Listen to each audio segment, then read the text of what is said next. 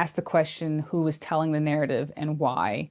A lot of times, especially in terms of the banjo, like the Black creation of the banjo has been completely written out of the history. The thing I always like to remind people is that, Africa is an enormous continent, and, there was no monolithic experience of the enslaved African in the New World. So the process of creolization, the process of mixing and sort of forming something new began as soon as Africans stepped foot in the New World.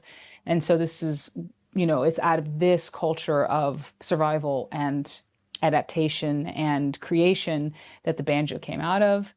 And it then was taken with people up into the United States and becomes a staple of plantation life, but it spreads, there's banjos in the North, there's banjos in the West, there's banjos everywhere. The banjo was on the battlefields of the Civil War, probably on both sides. And then before that, the minstrel shows, maybe the first example of white appropriation of Black culture, with white musicians learning the plantation slaves' repertoire and then putting on blackface and bringing that music out to a largely white audience.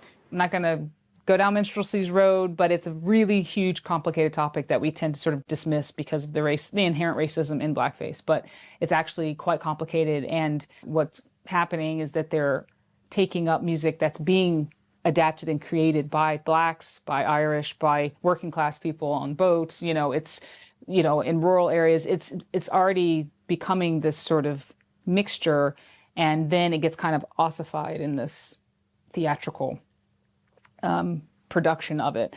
So that's kind of what people take away. But you have to remember there's the music and then there's the theatricality of it. And there's racism in both, but the music is worth saving to investigate how can we learn more about our early cultural origins by kind of taking apart this music, because the banjo is an integral part of that. It represents human resilience and adaptability. There's something really beautiful about that, and it's this, music as resistance, music as just a balm when you're in a horrific situation, keeping people sane, helping people survive it all, and I think music does that for us still. And the banjo is a living artifact of that.